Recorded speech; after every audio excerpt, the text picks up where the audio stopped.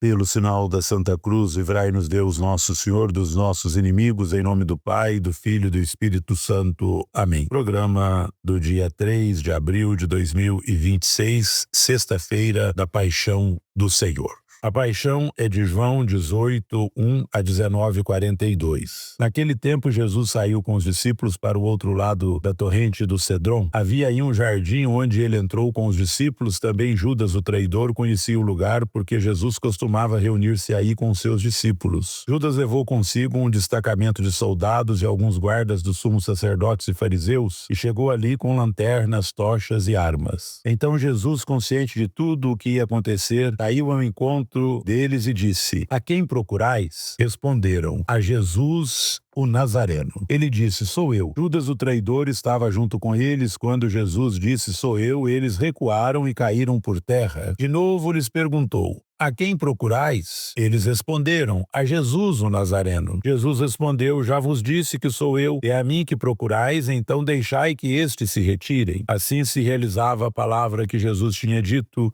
"Não perdi nenhum daqueles que me confiaste." Simão Pedro, que trazia uma espada consigo, puxou dela e feriu o servo do sumo sacerdote, cortando-lhe a orelha direita. O nome do servo era Malco. Então Jesus disse a Pedro: "Guarda a tua espada na bainha, não vou beber o cálice que o Pai me deu." Então os soldados, o comandante, os guardas dos judeus, prenderam Jesus e o amarraram. Conduziram-no primeiro a Anás, que era o sogro de Caifás, o sumo sacerdote naquele ano. Foi Caifás que deu aos judeus o conselho: é preferível que um só morra pelo povo. Simão Pedro e um outro discípulo seguiam Jesus. Esse discípulo era conhecido do sumo sacerdote e entrou com Jesus no pátio do sumo sacerdote. Pedro ficou fora, perto da porta. Então o outro discípulo, que era conhecido do sumo sacerdote, saiu, conversou com a encarregada da porta e levou Pedro para dentro. A criada que guardava a porta disse a Pedro: "Não pertences também tu aos discípulos desse homem?" Ele respondeu: "Não." Os empregados e os guardas fizeram uma fogueira e estavam se aquecendo, pois fazia frio. Pedro ficou com eles, aquecendo-se. Entretanto, o sumo sacerdote interrogou Jesus a respeito de seus discípulos e de seu ensinamento. Jesus lhe respondeu: "Eu falei às claras ao mundo, ensinei sempre na sinagoga e no templo onde todos os judeus se reúnem. Nada falei às escondidas. Por que me interrogas? Pergunta aos que ouviram o que falei, eles sabem o que eu disse." Quando Jesus falou isso, um dos guardas que ali estava deu-lhe uma bofetada, dizendo: "É assim que respondes ao sumo sacerdote?" Respondeu-lhe Jesus: "Se respondi mal, mostra em que. Mas se falei bem, por que me bates?" Então Anás enviou Jesus amarrado para Caifás, o sumo sacerdote. Simão Pedro continuava lá em pé, aquecendo-se. Disseram-lhe: "Não és tu também um dos discípulos dele?" Pedro negou: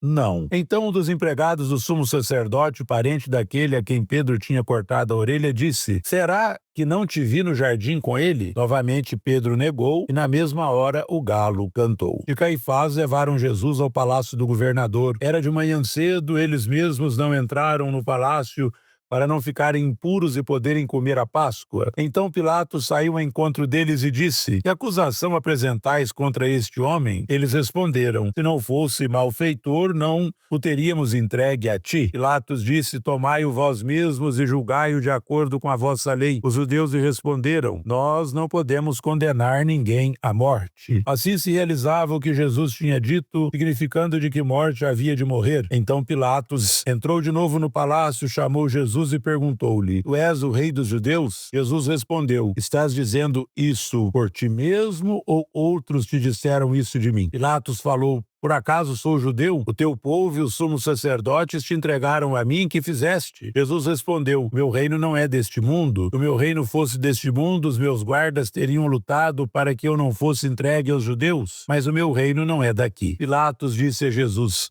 "Então tu és rei?" Jesus respondeu: "Tu o dizes, eu sou o rei. Eu nasci e vim ao mundo para isto, para dar testemunho da verdade. Todo aquele que é da verdade escuta a minha voz." Pilatos disse a Jesus: "O que é a verdade?" Ao dizer isso, Pilatos saiu ao encontro dos judeus e disse-lhes: "Eu não encontro nenhuma culpa nele, mas existe entre vós um costume, e pela Páscoa eu vos solte um preso. Quereis que eu vos solte o rei dos judeus?" Então começaram a gritar de novo: "Esse não mas Barrabás. Barrabás era um bandido, então Pilatos mandou flagelar Jesus. Os soldados teceram uma coroa de espinhos e a colocaram na cabeça de Jesus, vestiram-no com um manto vermelho, aproximaram-se dele e diziam: "Viva o rei dos judeus!" E davam-lhe bofetadas. Pilatos saiu de novo e disse aos judeus: "Olhai, eu o trago aqui fora diante de vós, para que saibais que não encontro nele crime algum." Então Jesus veio para fora, trazendo a coroa de espinhos e o manto vermelho. Pilatos disse-lhes: "Eis o homem." Quando viram Jesus, os sumos sacerdotes e os guardas começaram a gritar: "Crucifica-o, crucifica-o." Pilatos respondeu: "Levai-o vós mesmos para o crucificar, pois eu não encontro nele crime algum." Os judeus responderam: "Nós temos uma lei, segundo essa lei, ele deve morrer, porque se fez filho de Deus." Ao ouvir estas palavras, Pilatos ficou com mais medo ainda. Entrou outra vez no palácio e perguntou a Jesus: "De onde és tu?" Jesus ficou calado. Então Pilatos disse: "Não me respondes? Não sabes que tenho autoridade para te soltar e autoridade para te crucificar?" Jesus respondeu: "Tu não terias autoridade alguma sobre mim se ela não te fosse dada do alto. Quem me entregou a ti, portanto, tem culpa maior." Por causa disso, Pilatos procurava soltar Jesus, mas os judeus gritavam: "Se soltas este homem, não és amigo de César. Todo aquele que se faz rei declara-se contra César." Ouvindo essas palavras, Pilatos levou Jesus para fora e sentou-se no tribunal no lugar chamado Pavimento, em hebraico Gábata. Era o dia da preparação da Páscoa por volta do meio-dia. Pilatos disse aos judeus: "Eis o vosso rei." Eles, porém, gritavam: "Fora, fora, crucifica-o." Pilatos disse: "Hei de crucificar o vosso rei?" Os sumos sacerdotes responderam: "Não temos outro rei senão César." Então Pilatos entregou Jesus para ser crucificado e eles o levaram. Jesus tomou a cruz sobre si e saiu para o lugar chamado Calvário, em hebraico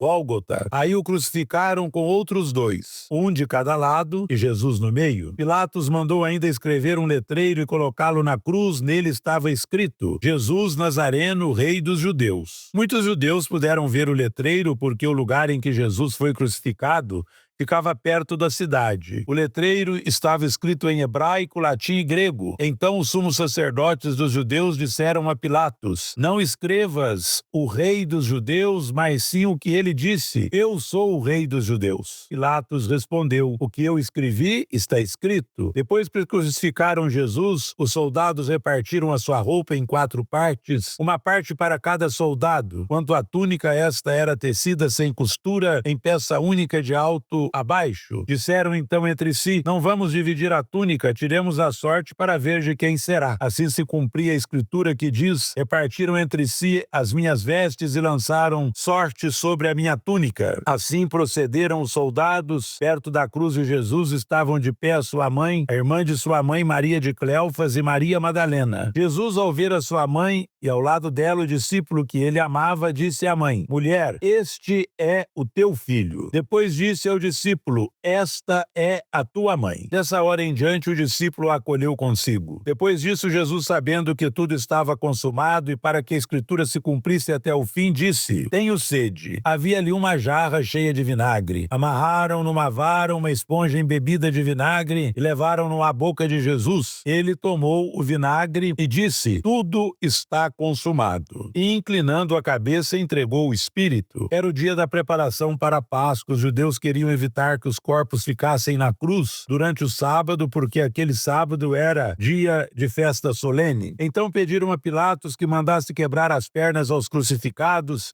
e os tirasse da cruz. Os soldados foram e quebraram as pernas de um e depois de outro, que foram crucificados com Jesus. Ao se aproximarem de Jesus e vendo que já estava morto, não lhe quebraram as pernas, mas um soldado abriu-lhe o lado com uma lança, e logo saiu sangue e água. Aquele que viu dá testemunho, e seu testemunho é verdadeiro, e ele sabe que fala a verdade, para que vós também acrediteis. Isso aconteceu para que se cumprisse a escritura que diz: "Não quebrarão nenhum dos seus ossos." E outra escritura ainda diz: "Olharão para aquele que transpassaram." Depois disso, José de Arimateia, que era discípulo de Jesus, mas às escondidas, por medo dos judeus, pediu a Pilatos para tirar o corpo de Jesus. Pilatos Pilatos consentiu, então José veio tirar o corpo de Jesus. Chegou também Nicodemos, o mesmo que antes tinha ido de noite encontrar-se com Jesus. Levou uns 30 quilos de perfume feito de mirra e aloés. Então tomaram o corpo de Jesus e envolveram-no com os aromas em faixas de linho, como os judeus costumam sepultar. No lugar onde Jesus foi crucificado havia um jardim, e no jardim um túmulo novo, onde ainda ninguém tinha sido sepultado. Por causa da preparação da Páscoa e como o túmulo estava perto, foi ali que colocaram Jesus. Palavra da salvação, glória a vós, Senhor. Meus irmãos, nesta sexta-feira da Paixão do Senhor, dia de jejum e de abstinência de carne, celebramos a morte do Filho de Deus, que ao derramar o seu sangue no alto da cruz, instituiu o mistério de sua Páscoa. Na primeira leitura do livro do profeta Isaías, capítulo 52, versículo 13, ao capítulo 53, versículo 12, escutamos de forma completa o quarto cântico do servo de Isaías. O relato profético está em forma de poema simples e ao mesmo tempo enigmático. Seu conteúdo é claro e estranho: o inocente que deve sofrer, humilhado que triunfa e um morto que vive. O servo é oprimido e exaltado. Seu sofrimento substitui a culpa do povo. É um texto que nos traz elementos muito significativos para a teologia do Novo Testamento, ao captar o acontecimento cristológico de uma maneira singular. A narrativa da Paixão segundo João apresenta um Cristo soberano que se entrega com liberdade e plena consciência. A cruz, segundo o Evangelho de São João, é o trono da glória do Senhor. É a hora da glorificação do Filho do Senhor, do cumprimento da vontade do Pai. Dessa forma, entendemos que nossa vida nasce da cruz do Senhor e isso se torna para nós motivo de esperança. Aguardamos a sua ressurreição. A comunidade que caminha, que reza e que serve é fruto do amor de Cristo derramado sobre nós. Amados irmãos e queridas irmãs, os adversários de Jesus não admitiam de modo algum que um homem pudesse ser Deus. Essa certeza que era religiosa, mas não vinha de Deus, fechava-lhes a inteligência e o coração. O mesmo pode acontecer conosco. A fé deixa-nos abertos para acolher a novidade que vem de Deus. O preconceito religioso, porém, que é apenas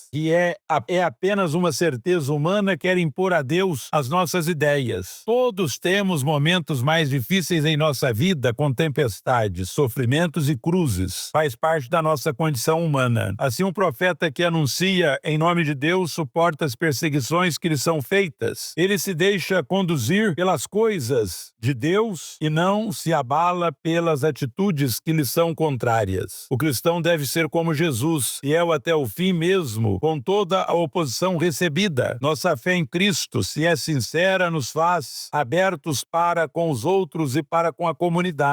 A fé autêntica não teme as novidades de Deus em nossa vida. Quando falta abertura e diálogo entre nós e na igreja, não construiremos nada, coisa alguma. As atitudes farisaicas não podem ter lugar em nós. Queridos irmãos e irmãs, uma nova árvore foi plantada no solo desse nosso planeta Terra, a árvore da cruz. Um fato histórico comum em tempos pesados. Alguém morreu crucificado com os outros e com motivos e com muitos outros mortos em outros lugares. Esse alguém se chama Jesus, filho de José de Nazaré. Seu corpo desfigurado, maltratado, pregado na cruz, tornou-se para o mundo o retrato vivo do que fazemos uns com os outros. Tornou-se também a teologia para os pobres e todos que ele via do alto da cruz, verdadeiro caminho de vida, não de coaching, nem de prosperidade. Tanto em voga, tanta gente quer a teologia da prosperidade, mas da cruz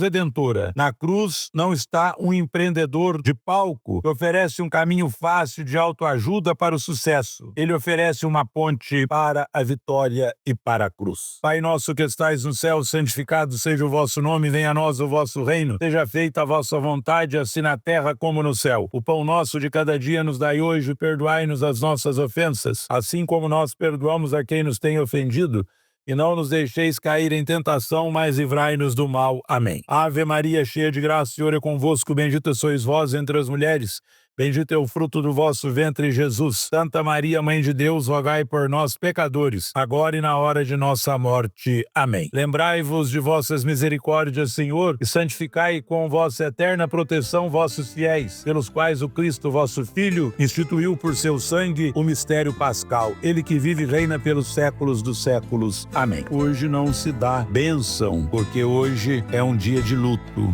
jejum e abstinência. Que a vossa bênção, Senhor, desça copiosa sobre o vosso povo, que acaba de celebrar a morte do vosso Filho, na esperança da sua ressurreição. Venha o vosso perdão, seja dado o vosso consolo, cresça a fé verdadeira e a redenção eterna se confirme por Cristo nosso Senhor. Amém. Por Deus crimes pecador, pela Virgem dolorosa, vossa mãe tão piedosa, perdoai-me, meu Jesus, perdoai-me, meu Jesus.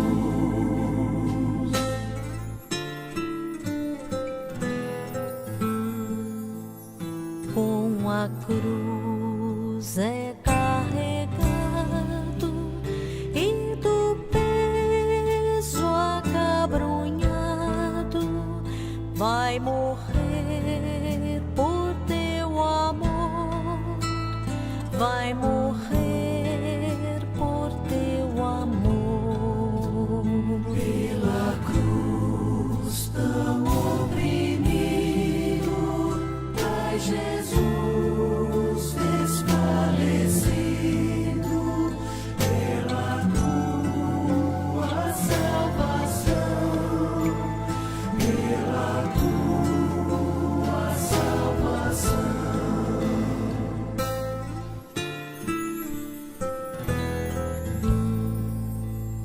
De Maria lacrimosa no encontro lastimosa, vê a imensa compaixão, vê a imensa compaixão.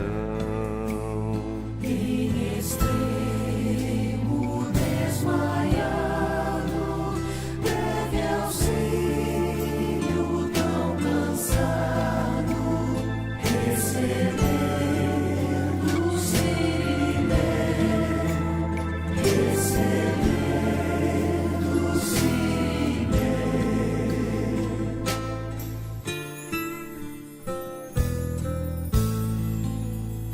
O seu rosto ensanguentado por Verônica enxugado, eis no pano apareceu, eis no pano apareceu. Outra vez desfalecido, pelas dores abatido, cai por terra o Salvador, cai por terra o Salvador.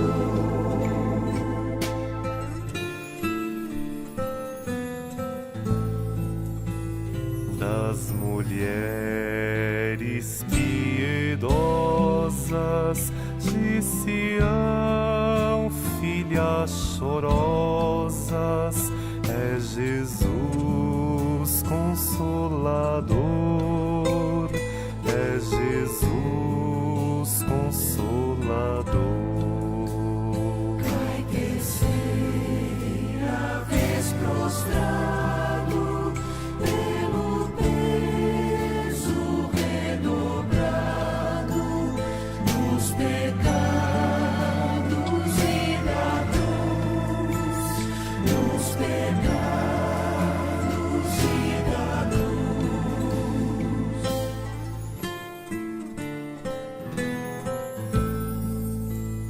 Dos vestidos despojado,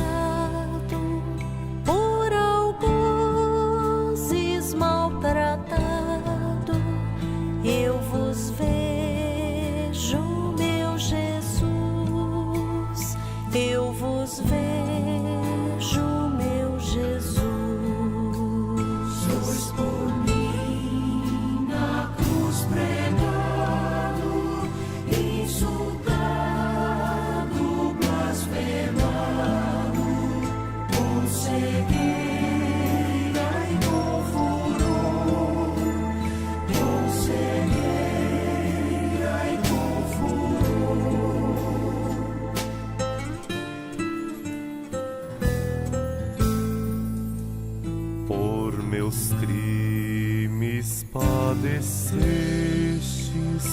meu Jesus, por mim morrestes. Ó, que grande é minha dor, ó, que grande é minha dor.